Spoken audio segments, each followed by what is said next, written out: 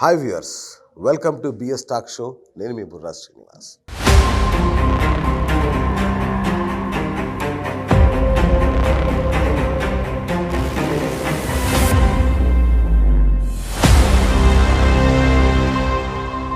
మార్చి 2వ తారీఖున నా టాక్ షో, నా డిబేట్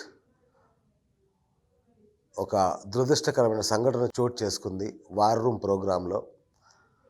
ఆ రోజు సీనియర్ అనలిస్ట్ చింతా రాజశేఖర్ గారు, అలాగే జనసేన నుంచి వచ్చిన విష్ణు నాగిరెడ్డి ఇద్దరు తలపడడం అనేది చాలా విషాదకరమైన సంఘటన.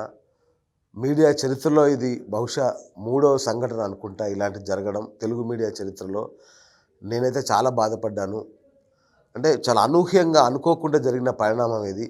మరి నిజంగా చాలామంది, కొందరు మిత్రులు ట్రోల్ చేస్తున్నారు, ఇది కావాలని చేశారు, ఎవరికో ప్రచారం కోసం చేసుకున్నారు, ఇట్లాంటి రకరకాల ఊహాగానాలు, రకరకాల ప్రచారాలు ఉన్న నేపథ్యంలో అసలు ఏం జరిగింది అనేది మళ్ళొకసారి మీ ముందు తీసుకొచ్చే ప్రయత్నం ఇది.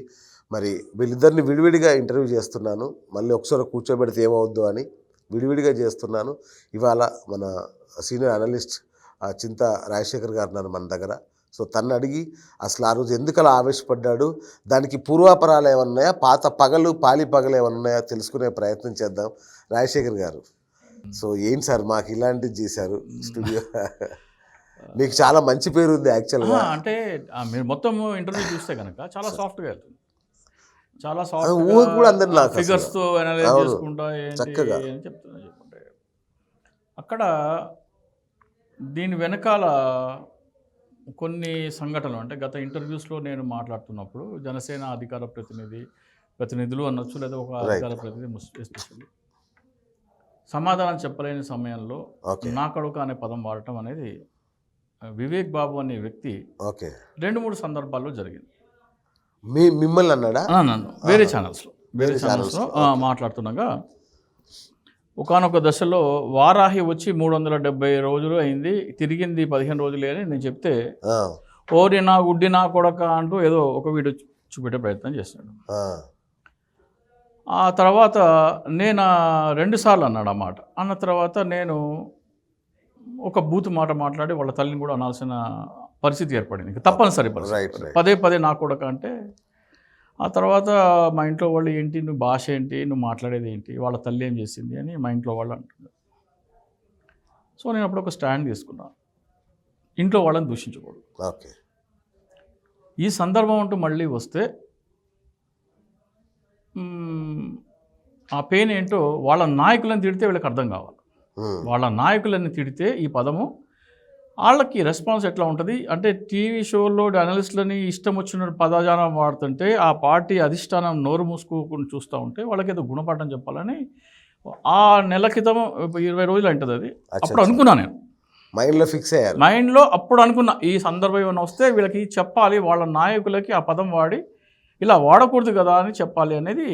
ఓకే, సో నిన్న ఇంటర్వ్యూ మొత్తం ఫ్లోలో జరుగుతుండగా అనుకోకుండా రాపాక వరప్రసాద్ గారి టాపిక్ వచ్చింది. అంటే జనసేన పార్టీలో నాయకులు, అంటే పార్టీని బలహీనంగా ఉంచేందుకే నాయకులని వన్ బై వన్ బయటికి పంపించారనేది నా వాదన. ఓకే, అందులో ఒక ఎగ్జాంపుల్ ఏంటంటే, రాపాక వరప్రసాద్ గారు ఒక గెలిచిన ఎమ్మెల్యే, ఒక దళిత ఎమ్మెల్యే, గెలిచిన ఏకైక ఎమ్మెల్యే.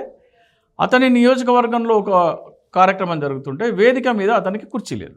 రైట్, వేదిక మీద అతనికి కుర్చీ లేదు, అతని స్థానంలో నేనుంటే ఏం చేసేవాడినో అని చెప్తున్నప్పుడు నాకు అది స్ట్రైక్ అయింది. స్ట్రైక్ అయ్యి ఆ పదజాలం వాడి నేనేమనుకున్నానంటే, విష్ణు నాగిరెడ్డి ఆ పదం వాడకూడదు కదా అని అంటాడు అనుకున్నాను నేను. ఆ పదం వాడకూడదంటే, ఇదిగో బాబు మీ అధికార ప్రతినిధి ఈ పదం వాడుతున్నారు, ఇదిగో బాబు మీ పవన్ కళ్యాణ్ ముఖ్యమంత్రి గారికి ఈ పదం వాడుతున్నారు అని చెప్పాలనుకునే ఉద్దేశంతోనే ఆ పదం రిపీటెడ్గా 2 సార్లు చెప్పింది. అది చెప్పి ఇదిగో ఈ కారణం చేత చెబుదాము అనుకుంటున్న టైంలో ఈయన మా తల్లిని దూషించాడు. నా ఉద్దేశం ఏంటి, జనసేన పార్టీ తరఫు నుంచి ఎవరైనా సరే అధికార ప్రతినిధి మాట్లాడితే ఈ పరుష పదజాలం మానుకోండి. మీకు మాట్లాడితే ఎంత నొప్పేస్తుందో, మీ నాయకుడు అంటే మీకు ఎంత కోపం వస్తుందో మాకు అంతే కోపం వస్తుంది కదా, మరి మీ నాయకులు అలాంటి వాళ్ళని స్టూడియోలకు ఎందుకు పంపిస్తున్నారు అని చెప్పదలసిన నా ఉద్దేశం. ఓకే, ఈ లోపల ఈయన ఈ పదం వాడడం జరిగింది. ఫస్ట్ టైం అంటే నేను ఊరుకున్నా. ఆయన ఫస్ట్ టైం అనగానే నేను లేచి నిలబడ్డా. ఎవరైనా సరే భారతదేశంలో తల్లిని దూషిస్తే చేతులు కట్టుకునేంత ఇదైతే ఉండదు.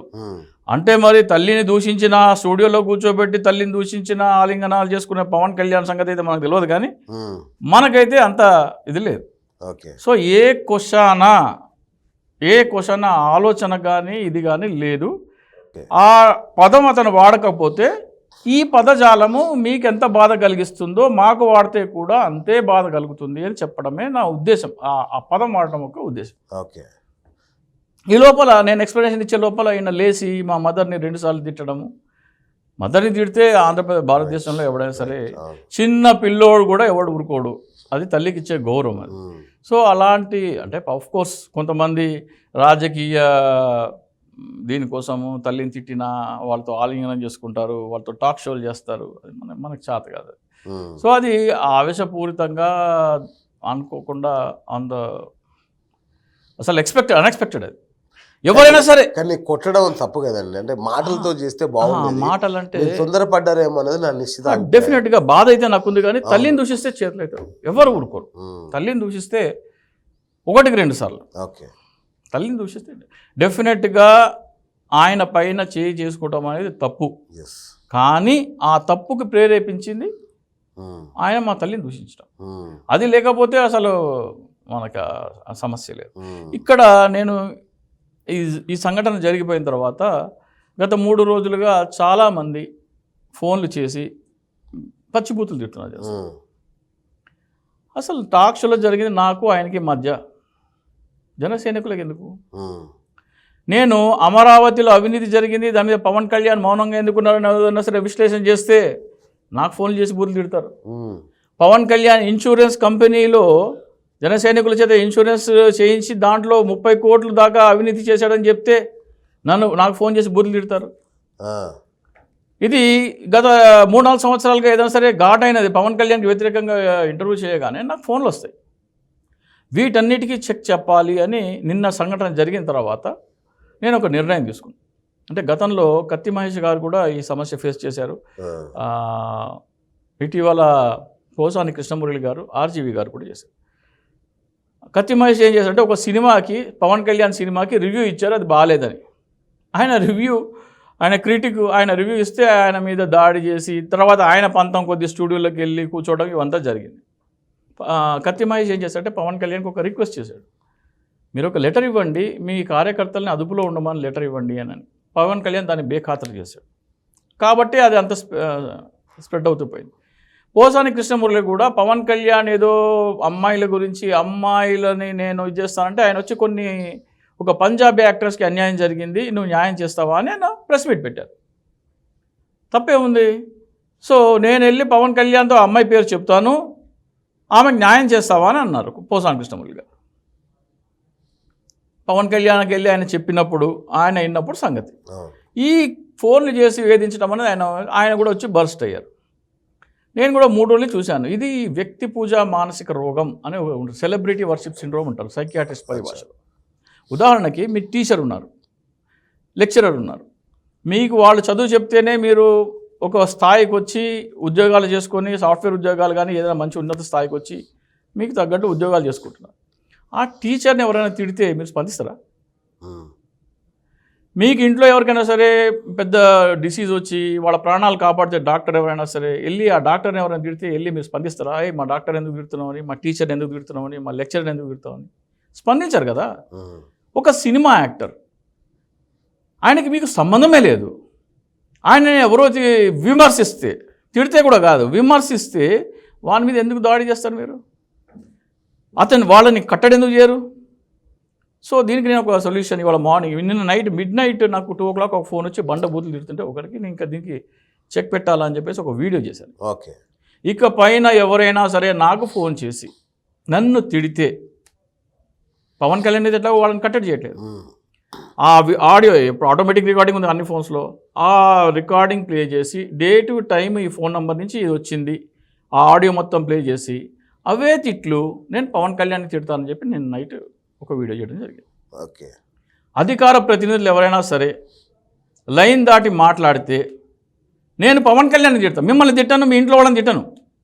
నేను మిమ్మల్ని ఆ స్థానంలో కూర్చోబెట్టిన వ్యక్తిని తిడతాను. నేను నాకు ఫోన్లు చేసేవారు కూడా మీకు ఎవరి అంటే అభిమానమో, ఎవరిని చూసుకొని మీరు వ్యక్తి పూజ, మానసిక రోగం అంటే యాక్చువల్లీ సైకియాట్రిస్ట్ దగ్గరికి ట్రీట్మెంట్ తీసుకోవాల్సిన రోగం అది. మీరు అలా చేస్తున్నారో, మిమ్మల్ని కట్టడి చేయట్లేదు అతను. నేను ఈ ట్రీట్మెంట్ ఇస్తానంటే ఆ వీడియో పెట్టిన తర్వాత ఒక్క ఫోన్ కాల్ రాలే నాకు. సైలెన్స్. ఓకే. సో ఇది నేను ఎంచుకున్న పరిష్కారంగా చూస్తున్నాను. అంటే విష్ణు నాగిరెడ్డి కూడా నేను రాపాక వరప్రసాద్ ప్లేస్లో ఏముంటే ఏం చేసేవాడినో నేను చెప్తున్నా. ఆ పదం వాడా నేను. నువ్వు ఆ పదం ఎందుకు వాడుతున్నావు అని అంటే ఫస్ట్ టైం అన్నాడు ఆయన. ఫస్ట్ టైం ఏంటండి అబ్యూజివ్ లాంగ్వేజ్ అన్నాడు. నేను బరాబర్ వాడతా, ఎందుకు వాడతానో నేను చెప్పబోతున్నా. ఓకే. బరాబర్ అబ్యూజివ్ లాంగ్వేజ్ వాడతాను. ఎందుకు వాడతానంటే మీ పార్టీ అధికార ప్రతినిధి నా మీద వాడుతున్నాడు, పవన్ కళ్యాణ్ ముఖ్యమంత్రి మీద వాడుతున్నాడు, తప్పేంటి అని అడగాలనేది నా ఇంటెన్షన్ అది.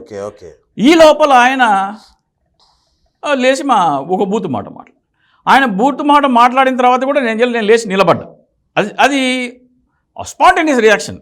తల్లిని తిడితే ఎవడో ఉంటాడు, స్పాంటేనియస్ రియాక్షన్. రెండోసారి లేచి నిలబడితే ఆటోమేటిక్గా వితౌట్ మన ఉద్దేశపూర్వకం కాదు, అది టోటల్లీ రిఫ్లెక్స్ లాగా వెళ్ళిపోయింది అది. సో అది అలా జరిగింది. అయితే జరిగిన తర్వాత ఆయన 2-3 మాటలు మాట్లాడినాడు. అది మాత్రం కాలు చెయ్యి తీయించేస్తా అన్నాడు. కాలు చెయ్యి తీయించేస్తా అంటే సరే, మరి ఆ వీడియోలో ఉన్నది మొత్తం రికార్డ్ అయింది, మొత్తం తీసుకొని అది పెన్ డ్రైవ్లో పెట్టి ఆయన ఈ హెచ్చరిక చేశారని చెప్పేసి 2 రాష్ట్రాల డీజీపీలకి పంపించడం జరిగింది. పంపించారు. అయ్యో, చెప్పాలి కదా, సమాచారం కంప్లైంట్ కాదు. ఇలా జరిగింది, ఈ మాటలు అన్నారు, మీ దృష్టికి తీసుకొస్తున్నాం. సో అది ఒకటి జరిగింది. నిన్న ఇంకో మాట అన్నాడు ఆయన. ఈయనకి బైక్ ఉందా, సైకిల్ ఉందా అది కూడా తెలియదు, బైకు సైకిల్ మీద లేదు, ఈయన స్తోమత ఏంటి అని అన్నాడు. అంటే జనసేన పార్టీకి బైకుల మీద, సైకిల్ మీద ఉండేవాళ్ళు ప్రజల్లాగా కనబడట్లేదా? వాళ్ళు ప్రజలు కాదా? నేను ఎట్లా వచ్చినానో అది పక్కన పెట్టేయండి. నేను బైక్ మీద వచ్చినా, కార్లో వచ్చినా, సైకిల్ వచ్చినా అది పక్కన పెట్టేసి, అంటే బైకుల మీద తిరిగేవాళ్ళు, సైకిల్ మీద తిరిగేవాళ్ళు, పవన్ కళ్యాణ్ ర్యాలీలో బైకులు వేసుకొని మీకోసం వచ్చేవాళ్ళు అంటే మీకు అంత చులకన భావం ఉందా? చెప్పండి. మీ పవన్ కళ్యాణ్ ర్యాలీకి వస్తుంటారు కదా, బైకుల మీద వచ్చే వాళ్ళకి జనసేన పార్టీ అధికార ప్రతినిధి లేదా జనసేన ప్రతినిధి విష్ణు నాగిరెడ్డి మనోభావం ఏంటో ఒకసారి ప్రజలకు తెలియాలా? వాళ్ళు మనుషులు కదా, పేదోళ్ళు అంటే అంత ఇదా? సో ఇది నిన్న జరిగిన. అయితే అంటే మీరు వైసీపీ అధికార ప్రతినిధా? అంటే మీరు మామూలుగా అనలిస్ట్ అని నాకు తెలుసు, కానీ మీ మాటల్లో కానీ వాటిల్లో మీరు వైసీపీ మనిషి అనే ఒక ముద్ర బయట విపరీతంగా ప్రచారంలో ఉంది. మీరు పెయిడ్ ఆర్టిస్ట్ అని, మీకు గూగుల్ పే వస్తుందని, ఇట్లాంటివి చాలా విన్నాను నేను. ఏంటి? సరే, ఇప్పుడు గూగుల్ పే అంటే ఎవరి అకౌంట్ ఏందో చూసుకోవచ్చు, దాంట్లో బ్యాలెన్స్లు చూసుకోవచ్చు. సో దాంట్లో పెద్ద విషయమేమీ కాదు, ఏం పేమెంట్ వస్తుంది ఏంటి అందరికి తెలిసిపోతుంది. ఇక విషయానికి వస్తే వైసీపీకి అనుకూలంగా మాట్లాడతానంటే, జగన్మోహన్ రెడ్డి గారు ఇంగ్లీష్ మీడియం ప్రవేశపెట్టినప్పుడు మా నాన్నగారు నన్ను స్కూల్లో వేసినప్పుడు Adilabad Hindi first language English medium స్కూల్లో వేసిన. వేరే మా ఫ్రెండ్స్ ఇంటి పక్కన చుట్టుపక్కల ఆడుకునే వాళ్ళందరూ Telugu medium, Telugu first language ఉంటే హిందీ ఫస్ట్ లాంగ్వేజ్ ఉండి ఇంగ్లీష్ మీడియం స్కూల్లో వేసిన. చిన్నప్పుడు కోపం వస్తుండే, అందరం కలిసి స్కూల్కి, అంటే కోపం అంటే స్కూల్స్లో ఫ్రెండ్స్ అందరూ ఒకే స్కూల్కి పోయి ఒకే స్కూల్కి రావాలి కదా, మమ్మల్ని స్కూల్ టైంలో కూడా విడదీస్తున్నారనే కోపం వస్తుంది. 10th క్లాస్ అయిపోయిన తర్వాత దాని వాల్యూ ఏంటో తెలిసింది. ఈ రోజున దాని వాల్యూ ఏంటో తెలిసింది. ఇంగ్లీష్ అంటే ఎందుకు ఇంపార్టెంట్ అని. మా నాన్నగారు ఎందుకు చేశారా అనేది చెప్తున్నారు. అరే కాదురా నాన్న, నువ్వు ఇండియాలో ఎక్కడున్నా కానీ నువ్వు హిందీ నేర్చుకుంటే ఇండియాలో ఎక్కడన్నా బతకొచ్చు. హిందీ అయితే ఇండియా ఎక్కడంతా, ఇంగ్లీష్ వస్తే ప్రపంచం అంతా బతకొచ్చు, నీకు తెలియదు అని అప్పుడు చెప్తే తర్వాత దాని వాల్యూ మాకు తెలిసింది. ఇప్పుడు జగన్మోహన్ రెడ్డి గారు ప్రభుత్వ పాఠశాలలో ఇంగ్లీష్ ఫస్ట్ లాంగ్వేజ్ పెడితే నేను దాన్ని స్వాగతించాలనా, లేకపోతే మా నాన్న చేసింది తప్పు అని చెప్పాలనా? నా స్వానుభవంతో 3 రాజధానుల ప్రకటన వచ్చింది. 3 రాజధానుల ప్రకటన వచ్చినప్పుడు శివరామకృష్ణన్ కమిషన్ ఏం చెప్పింది? ఒకే చోట కేంద్రీకరించొద్దు, హైదరాబాద్లోనే డెవలప్మెంట్ కేంద్రీకృతం అవడం వల్ల రాష్ట్ర విభజన సమస్య వచ్చింది, అది మరోసారి పునరావృతం కాకుండా 3 చోట్ల పెట్టమని చెప్తే ఒకే చోట పెట్టారు కదా, దాన్ని 3 రాజధానులు సమర్థిస్తే నేను వైసీపీ ఏజెంట్ అవుతానా?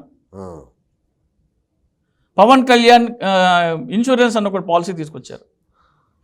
కార్యకర్తల దగ్గర నుంచి 500 తీసుకుంటున్నారు. తీసుకుని వాళ్ళకి 5 లక్షల పాలసీ ఇస్తా అని చెప్తున్నారు. ఈ ఇచ్చేటప్పుడు ఈ కింద ఉండే వాళ్ళు ఏం చెప్తున్నారు? మీరు 500 ఇస్తే పవన్ కళ్యాణ్ ఇంకో 1500 జోడించి మీ ఇన్సూరెన్స్ ప్రీమియం కడుతున్నారు అని చెప్తున్నారు. దానికి బలం చేకూర్చే విధంగా పవన్ కళ్యాణ్ 2 కోట్ల చెక్కు పట్టుకొని ఇన్సూరెన్స్ కంపెనీ వాళ్ళకి ఇస్తుంటే ఫోటో దిగుతారు. 2,000 రూపాయలకి 5 లక్షల యాక్సిడెంట్ ప్రీమియం ఇస్తున్న జనసేన పార్టీ, అంటే 2,000 అంటే వీళ్ళు ఇచ్చే 500, వాళ్ళు ఇచ్చే 1,500. పోస్ట్ ఆఫీస్కి వెళ్తే 399 రూపాయలు కడితే ఇంటి దగ్గర పోస్ట్ ఆఫీస్కి యాక్సిడెంట్లో చనిపోతే 10 లక్షల ప్రమాదం. ఇక్కడ 500కి 1,500 జోడించి 2,000కి వాళ్ళు చెప్పేది ఏంటి? పోనీ ఆ 1,500 జోడించేది పక్కన పెట్టేద్దాం. 500కి 5 లక్షలే వస్తున్నప్పుడు 399 రూపాయలకి 10 లక్షల ప్రమాద బీమా ప్రతి పోస్ట్ ఆఫీస్లో అందుబాటులో ఉంది. అది కాకుండా ఆ వ్యక్తి చనిపోతే 2 పిల్లలకి చెరొక 1 లక్ష చదువు కోసం ఇస్తారు, 2 పిల్లల వరకు పోస్ట్ ఆఫీస్లో. హాస్పిటల్ ఖర్చుకు 60,000, కుటుంబ రవాణా, అతను మృతి చెందితే కుటుంబ రవాణాకి 25,000, హాస్పిటల్లో అతను ఉంటే 10 రోజుల వరకు రోజుకు 1,000 రూపాయల చొప్పున చేతి ఖర్చులకు 10,000, అంత్యక్రియలకు 5,000, మొత్తం కలిపి 13 లక్షల రూపాయల ఆర్థిక సహాయం గరిష్టంగా పొందవచ్చు. ఆ పాలసీ 399 రూపాయలకు ఉండగా నువ్వు 500 తీసుకొని 5 లక్షల పాలసీ ఎట్లా ఇస్తున్నావు పవన్ కళ్యాణ్ అడిగితే నేను వైసీపీ ఏజెంట్నా? మీరు వెళ్ళి పోస్ట్ ఆఫీస్కి వెళ్ళి వెరిఫై చేసుకోవాలి. ఈ చింతా రాజశేఖర్ అబద్ధం చెప్తున్నా నిజం చెప్తున్నా అని.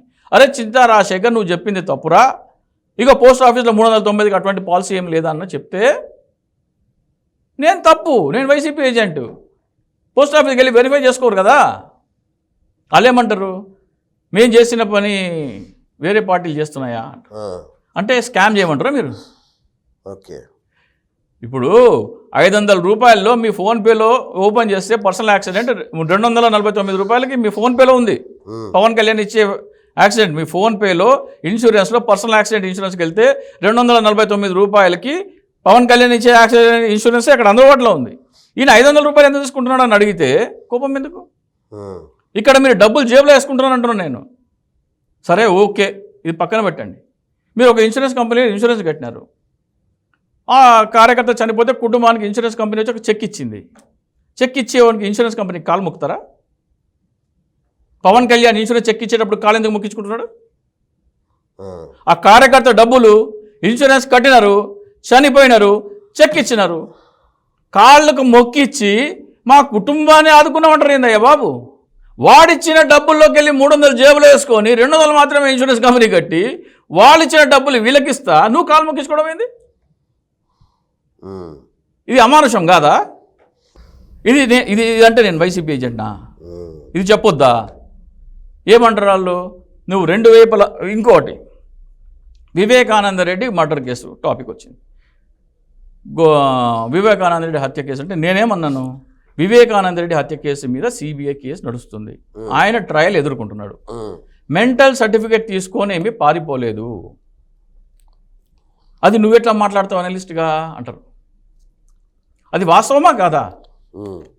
ఇప్పుడు వివేకానంద రెడ్డి మర్డర్ కేసు అవినాష్ రెడ్డి మీద కేసు నడుస్తుందా లేదా? నడుస్తుంది. బాలకృష్ణ కూడా ఇంట్లో కాల్పులు జరిగితే మెంటల్ సర్టిఫికేట్ తీసుకొని కేసు నుంచి బయటకు వచ్చిండు. అది నేను మాట్లాడకూడదు అనలిస్ట్గా? చెప్పకూడదా? అట్లాగే ఈయనున్నాడు దేవినేని వెంకటరమణ, దేవినేని ఉమా వాళ్ళ అన్న. ఆయన చనిపోతే 5వ రోజున ఆయన భార్య షాక్తో చనిపోయిందంట. కేసు లేదు, పోస్ట్ మార్టం లేదు, ఎఫ్ఐఆర్ లేదు, ట్రయల్ లేదు. అవినాష్ రెడ్డి అట్లా ఎస్కేప్ కాలేదు కదా అన్న నేను వైసీపీ ఏజెంట్నా? అది చెప్పొద్దా? ఆ సంఘటన జరగలేదా? రోసయ్య అసెంబ్లీలో ఈ సమస్య లేవనెత్తలేదా? ఇవి మాట్లాడితే వైసీపీ ఏజెంట్ అంటే నీకెందుకయ్యా? నువ్వు వైసీపీ వాళ్ళు చెప్పుకుంటారు కదా, నీకెందుకయ్యా అంటే ఈ సంఘటన జరిగింది, ప్రజల దృష్టికి తీసుకురావడం. మనం చర్చ ఎందుకు పెడుతున్నాము? ప్రజల దృష్టికి వాస్తవాలు తీసుకురావడం పెడుతున్నాము. నువ్వు చెప్పకూడదు, నువ్వెందుకు మాట్లాడతావు? ఎందుకు చెప్పకూడదు? లేనిది చెప్తలేను కదా నేను. అంటే వైసీపీ అంటే మీరేమో మీ ఛానళ్ళల్లో కూర్చునే వాళ్ళందరూ నిష్పక్షపాతంగా రెండు వైపులా చెప్తున్నారా? వన్ సైడ్గా చెప్పట్లేదా వాళ్ళు? వాళ్ళకి చెప్పండి మీ ప్రవచనాలు వెళ్ళి. ఇప్పుడు జనసేన పార్టీ వాళ్ళు ఏమంటారు, అనలిస్ట్ అంటే నిష్పక్షపాతంగా ఉండాలి అంటారు. వాళ్ళకి తెలంగాణ ఎన్నికల్లో 8 చోట్ల పోటీ చేస్తే 7 స్థానాల్లో గెలుస్తున్నాను ఒక అనలిస్ట్ చెప్పినాడు. మరి ఆ అనలిస్ట్కి పోయి ఎందుకు చెప్పారు? ఏందయ్యా మాకు డిపాజిట్లు కూడా రాలేదు కదా, నువ్వు 7 స్థానాలు గెలిచినావు ఎట్లా చెప్పినావు అని అనాలి కదా. మీకు అనుకూలంగా చెప్పేదేమో కంకలు గుద్దుకుంటూ ఆస్వాదిస్తారు, మీకు వ్యతిరేకంగా ఉంటే కోపం వస్తుంది. ఇక్కడ నేను చెప్పింది నిజమా కాదా? 2019 జస్ట్ 4 నిమిషాలు చెప్తాను, అనాలిసిస్లో నాకు చెప్తాను. 2019లోనే రాబోయే ఎన్నికల్లో తెలుగుదేశం టీడీపీ కలిసి పోటీ చేస్తాయని చెప్పాను. అప్పుడు నన్ను పెయిడ్ అనలిస్ట్ అన్నారు. ఈ రోజున అది వాస్తవం. జనసేన టీడీపీ పొత్తులో 23, 24 స్థానాలకు మించి రావు అని డిసెంబర్లో చెప్పాను. అప్పుడు నన్ను వైసీపీ పెయిడ్ అనలిస్ట్ అన్నారు. ఈరోజు వాస్తవం అది. తెలంగాణ ఎన్నికలలో కుక్కట్పల్లి తప్ప ఎక్కడ డిపాజిట్ రాదు. మహా అయితే కుక్కట్పల్లిలో వస్తుందన్నా, మహా అయితే కుక్కట్పల్లిలో డిపాజిట్ వస్తుందన్నాను. అది కూడా రాలేదు. అది చెప్పినప్పుడు వైసీపీ ఏజెంట్ అన్నారు. అదే జరిగింది. విషయం ఏంటంటే నేను చెప్పే అనాలిసిస్ వాస్తవానికి దగ్గరగా ఉన్నదా లేదా అనేది చూడండి. అది వైసీపీకి అనుకూలంగా ఉండి మీకు వ్యతిరేకంగా ఉంటే మీ కర్మ అది. ఓకే, కానీ మీరు మాత్రం పెయిడ్ కాదు. నేను పెయిడ్ అయితే కాదు, వెరిఫై చేసుకోండి. ఓకే, నేను మాట్లాడేది నిజమా కాదా, నా అనాలిసిస్ వాస్తవానికి దగ్గరగా ఉందా లేదా అని మాత్రమే చూడాలా మీరు. Okay, right. అంటే మీరు గతంలో జనసేనలో కూడా పనిచేశారు, ఒక 5 ఏళ్ళు పనిచేశారు, చాలా దగ్గరగా చాలా అద్భుతంగా వాళ్ళతో కలిసి పనిచేశారు. సడన్గా ఇంత బద్ధ విరోధిగా ఎందుకు మారారు మీరు? అంటే ఒక ఆగర్భ శత్రువు రేంజ్లో. అంటే నేను చాలా దగ్గరగా, అంటే పవన్ కళ్యాణ్కి దగ్గరగా ఎవరు ఉండరండి. జనసేన పార్టీ బలపడాలంటే ఏం చేయాలని కొన్ని సలహా సూచనలు ఇవ్వడం జరిగింది. ఓకే, అది కూడా వయాసం, డైరెక్ట్ పవన్ కళ్యాణ్ కదా వయాసం. దాంట్లో 4 చెప్తాను.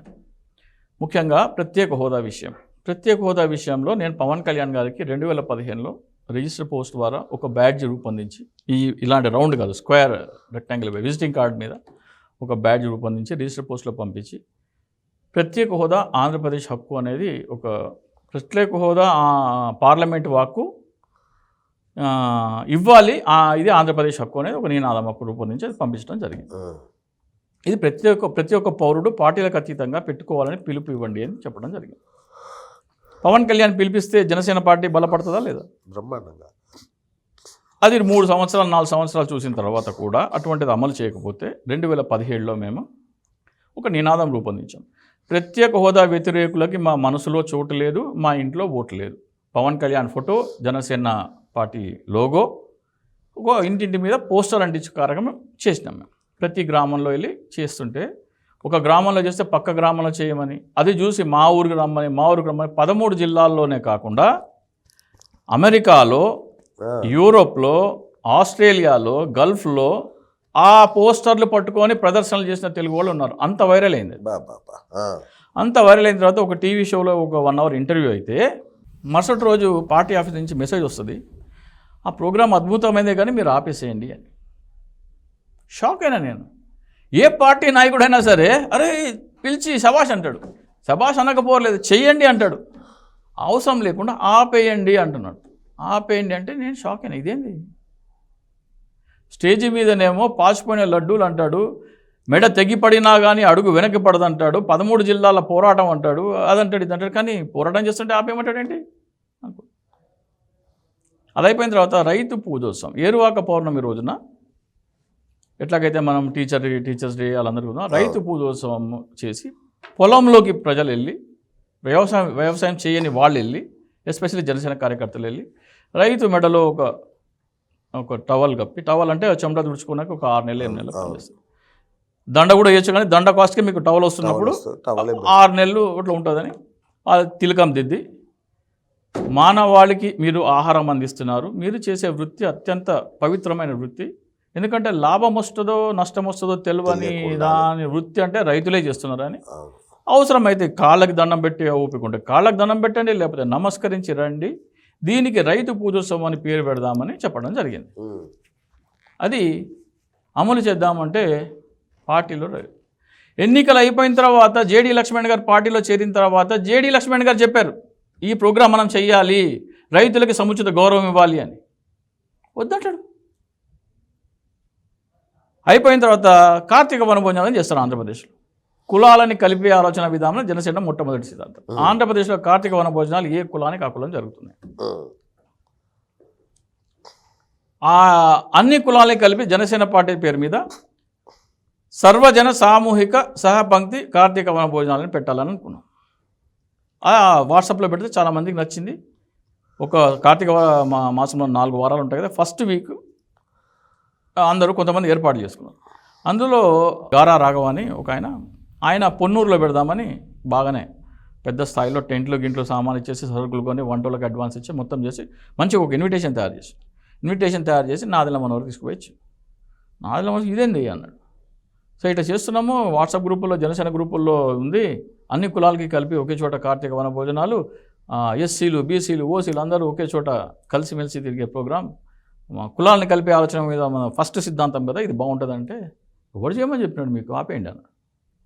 అరే సార్ ఎట్లా ఆపుతాం సార్, సరుకులు కొనేసినాము, వంటోళ్ళకి అడ్వాన్స్ ఇచ్చినాము, టెంట్ వాళ్ళకి ఇచ్చినాము. లేదు మీరు ఆపేయండి అంటే, లేదు సార్ మేమే కాదు 30-40 చోట్ల చేస్తున్నారు ఆంధ్రప్రదేశ్లో, చాలా వైరల్ అయిపోయింది ఇది గ్రూప్స్లో అన్న. రేపు పొద్దున మీటింగ్లో డిస్కస్ చేస్తాను. మరుసటి రోజు మీటింగ్. తోట చంద్రశేఖర్ నాదెళ్ల మనోహర్ ఇట్లా చేస్తా అంటున్నారు వద్దండి అని అన్నాడు. తోట చంద్రశేఖర్ లేచినప్పుడు మన పార్టీ ఫస్ట్ సిద్ధాంతం ఇది ఎట్లా చేయకుండా అంటాం, ఇంత మంచి ప్రోగ్రాము, అసలు ఇది ఆచరణాత్మకంగా చేసే ప్రోగ్రాము, ప్రజల కులాలను కలపడం అంటే నిజం, ఇది మన పార్టీకి ఒక మంచి సిద్ధాంతాన్ని ఆచరణలో చూపుతున్నాం, చేద్దామంటే చేయొద్దు అంటాడు పవన్ కళ్యాణ్. చేయొద్దు అంటే చాలామంది మరి అడ్వాన్స్ ఇచ్చినట్టు చేస్తాడు సార్, ఎవరెవరికని చెప్తాం ఆపనంటే ఒక ట్వీట్ చేస్తాడు పవన్ కళ్యాణ్. జనసేన పార్టీ పేరు మీద కానీ పవన్ కళ్యాణ్ పేరు మీద కానీ ఎవరు కార్తీక వన భోజనాలు చేయకూడదు అంటాడు. అట్లాగే రాజకీయ ప్రక్షాళన కోసం వచ్చినాను, ధనరహిత రాజకీయాలు చేస్తాను, అవినీతి నిర్మూలిస్తాను, దౌర్జన్యాలు నిర్మూలిస్తాను అన్నాడు కదా.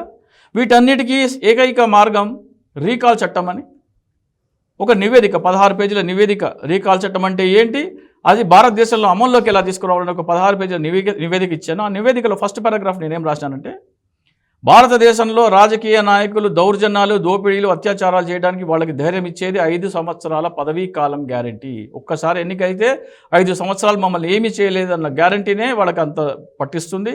నువ్వు తప్పు చేస్తే మరుసటి రోజే నీ పదవి పోతుంది అనే చట్టం రీకాల్ చట్టం. ఈ చట్టం ఉంటే ఎవరికి ఆ ధైర్యం ఉండదని చెప్పడం జరిగింది. ఈ పారాగ్రాఫ్ మాత్రం ప్రతి మీటింగ్లో చదువుతాడు. దాన్ని ఎట్లా అమలు చేయాలి, ఆచరణలోకి ఎలా తీసుకురావాలి, ప్రజల చేత ఎలా దాన్ని సాధించుకోవాలి అనేది కూడా దాంట్లో ఉంటుంది. దాని జోలికి పోదాం, అది చేస్తే పార్టీ బలపడుతుంది. సో నేను చూసిన తర్వాత ఈ పార్టీ బలపడే కార్యక్రమాలు ఏవి చేద్దామన్నా వద్దంటున్నాడు అనేది నాకు ఒక అభిప్రాయం ఏర్పడింది. ఓకే, పార్టీ బలపడే నాయకులని కూడా ఎన్నికల కంటే ముందర కాపు సామాజిక వర్గానికి చెందిన చాలామంది నాయకులను చేసుకున్నారు. అందులో తోట చంద్రశేఖర్ గారు, ఆర్ఎంఆర్ గారు, జేడీ లక్ష్మణ్ గారు, చింతల పార్థసారథి గారు, ఆర్టీఏ విజయబాబు గారు, అద్దెపల్లి శ్రీధర్, ఆకుల సత్యనారాయణ, మాదాసు గంగాధరం 20 మందిని చేర్చుకున్నారు. ఎన్ఆర్ఐ పులి శేఖర్ టక్క చేర్చుకున్నారు. ఎన్నికలు అయిపోయిన తర్వాత వాళ్ళ ఆఫీస్కి వస్తే చేరలేయద్దు, వాళ్ళు ఏమైనా పేపర్లు ఇస్తే తీసుకోవద్దు, వాళ్ళు ఫోన్ కాల్స్ చేస్తే అటెండ్ చేయొద్దు, ఇవి ఆదేశాలు. అంత పెద్ద ఆఫీసర్లు వచ్చినప్పుడు చేరలేకపోతే ఉంటారా పార్టీలో? జేడీ లక్ష్మణ్ గారు ఈ ప్రోగ్రాం చేద్దామంటే చేయొద్దంటాం. అంటే పార్టీ బలోపేతం చేయకూడదు, పార్టీ బలోపేతం చేసే నాయకులు పార్టీలో ఉండకూడదు. వీళ్ళందరినీ ఎందుకు చేసుకున్నారో కూడా చెప్తా, కాపులను కూడా. 2018 జనవరిలో చంద్రబాబు నాయుడు ఒక సర్వే చేసుకున్నాడు. ఆయనకు అనుకూలంగా 40% ఓటు బ్యాంక్ ఉంది, ఆయనకు వ్యతిరేకంగా 60% ఓటు బ్యాంక్ ఉంది. ఓకే, 60%కి ఎవరు? ఒకే ఒక one and only Jaganmohan Reddy. Pawan కళ్యాణ్కి నేను పోటీ చేస్తాను చెప్పలా. సో అప్పుడు పవన్ కళ్యాణ్కి అర్థమైంది, జగన్మోహన్ రెడ్డి ఒకటే విపక్షంలో ఉంటే ఈ 60% ఓటు బ్యాంక్ ఆయనకి వెళ్ళిపోతుంది, చాలా దారుణమైన ఓటమి ఉంటుంది. కాబట్టి 20% డిఫరెన్స్. ఓకే, జగన్మోహన్ రెడ్డి ఒకటే నన్ను తిట్టేవాడు ఉంటే 60% ఓటు బ్యాంక్ అంటే వెళ్ళిపోతుంది. తిట్టేవాళ్ళు ఇద్దరు ఉండాలి అని పవన్ కళ్యాణ్కి సైగ చేసినాడు. నువ్వు కూడా స్టార్ట్ చేయి. పవన్ కళ్యాణ్ ఆవిర్భావ సభ పెట్టి లోకేష్ని, చంద్రబాబు నాయుడిని తిట్టడం మొదలుపెట్టినాడు. ఎందుకని? చిరంజీవికి 2009లో ఉమ్మడి ఆంధ్రప్రదేశ్ రాష్ట్రంలో 18% ఓటు బ్యాంక్ వచ్చింది. తెలంగాణ తీసేస్తే 23 to 24% ఓటు బ్యాంక్ ఉంది. పవన్ కళ్యాణ్ పోటీ చేస్తే 23 to 24% చిరంజీవి కట్ చేసిన ఓటు బ్యాంక్ కట్ చేస్తే 60లో 25 పోతే 35 దగ్గర జగన్మోహన్ రెడ్డి ఆగిపోతాడు, 25 దగ్గర పవన్ కళ్యాణ్ ఆగిపోతాడు, నేను 40%తో మళ్ళీ సీఎం కావాలనేది వ్యూహం. ఇది స్కెచ్. దీనిని మనం నువ్వు నోటికి వచ్చింది కథలు చెప్తే ఎట్లా పోయి, దీనికి ఏదైనా ఆధారం ఉండాలి కదా నమ్మనికి. దీనికి ఆధారమే కాపు నాయకులని వెల్లుగా చేర్చుకోవడం. ఎందుకని? ఇది కాపుల పార్టీ అని నమ్మించడం కోసం. ఓకే. అది కాకుండా 3 సంఘటనలు జరిగినాయి. స్టూడియోల్లో కూర్చోబెట్టి మా అమ్మని తిట్టించారు అని పవన్ కళ్యాణ్ చెప్పారు. ఆ సంఘటన అందరికీ తెలుసు, వివరించాల్సిన అవసరం లేదు. ఆ తర్వాత బాలకృష్ణ ఏమంటాడు, చిరంజీవికి రాజకీయాలు చేత కాదు, మా బ్లడ్ వేరు మా బ్రీడ్ వేరు, చిరంజీవికి చేత కాదు అంటాడు. మళ్ళా బాలకృష్ణనే ఇంకో మాట ఏమంటాడు, పవన్ కళ్యాణ్ చుట్టుముట్టుండే వాళ్ళందరూ అలగా జనం శంకరజాతి జనం అంటారు. ఇవన్నీ ఉద్దేశపూర్వకంగా కాపులని రెచ్చగొట్టి ఆవేశకాలు రెచ్చగొట్టి వాళ్ళందరి చేత జనసేన కోసము ఓటు వేయించేందుకు ఒక ప్లాన్ ఇది. సో ఆ ప్లాన్ సక్సెస్ అయినట్టయితే 25% ఓటు చేయలేదు, కానీ అది కనెక్ట్ కాలేదు. ఇక ఎన్నికలు అయిపోయిన తర్వాత ఈ నాయకులతో పని లేదు కదా, ఇళ్ళని పంపించేసినారు. పంపించేసిన దాంట్లో భాగంగానే రాపాక వరప్రసాద్ని కూడా అవమానించి పంపించినారు. ఒక దళిత ఎమ్మెల్యేని ఆయన నియోజకవర్గంలో ఒక వేడుక జరుగుతుంటే వేదిక మీద ఆయనకి కుర్చీ కూడా వేయకుండా, నేను పైకి రావాలంటే చీరాబొట్టు పెట్టవాలని పిలిచి ఎవరో కుర్చీ అందియబోతే ఆయన కుర్చీ ఆయనే తెచ్చుకోవాలంటే అక్కడ మీరు ఉన్నారా? మీకు ఎట్లా తెలుసు ఇదంతా? అంత టీవీలో వచ్చింది లైవ్. ఇది చీరాబొట్టు పెడతా వీడియోలోనే, నేను చెప్పింది కాదు, వీడియో సోషల్ మీడియాలో అందుబాటులో ఉంది. చీరాబొట్టు పెట్టి పిలవాలంటాము, పక్కన ఒకతను కుర్చీ వేయబోతే అతను కుర్చీ అతనే తెచ్చుకుంటాడు, నువ్వు వద్దని చెప్పడం. ఆయన స్థానంలో నేనుంటే ఒక దళితుడిగా నేను ఎలా ఫీల్ అయ్యేవాడో నిన్న చెప్పడం జరిగింది. దాని మీదనే నిన్న ఘర్షణ. మరి సారీ చెప్తారా మీరు విష్ణుకి సారీ చెప్పాలంటే నాకేం అభ్యంతరం లేదు, కానీ నా తల్లిని దూషించాలని అతను సారీ చెప్పడానికి సిద్ధంగా ఉంటే నేను అతనికి సారీ చెప్పడానికి సిద్ధంగా ఉన్నాను. ఎందుకంటే ఇనిషియేట్ మొదలైంది అతని దగ్గర నుంచి. తల్లిని దూషిస్తే సారీ చెప్పించుకోకుండా, క్షమాపణలు చెప్పించుకోకుండా ఆలింగనాలు చేసుకునే పెద్ద మనసు నాకైతే లేదు. సో నా కొడుక అని మీరు అనడం, అంత పెద్ద వ్యక్తిని, నాదెండ్ల మనోహర్ లాంటి వ్యక్తిని అనడం కూడా అంటే తప్పు. ముమ్మాటికి అంటున్నా కదా, నేను చెప్పింది అదే. ఈ పదాన్ని ఆంధ్రప్రదేశ్ రాజకీయాల్లోకి ప్రవేశపెట్టింది ఎవరు? నా కొడకల్లారా అని ముఖ్యమంత్రి అన్నది ఎవరు? జగన్మోహన్ రెడ్డి గారిని. తప్పు కదా అది. చింతా రాజశేఖర్ మనోహర్ అన్నది తప్పు అయితే పవన్ కళ్యాణ్ జగన్మోహన్ రెడ్డి గారు అన్నది తప్పే కదా. మీ పార్టీ అధికార ప్రతినిధులు నా కొడుక అని డిబేట్లో అనలిస్టులు అంటాం తప్పే కదా. ఆ నొప్పి మీకు తెలవాలి కదా. మిమ్మల్ని అంటేనే కదా తెలిసేది. మేమే పడి పోన్లే అని ఊరుకుంటే మీకు తెలియదు అది.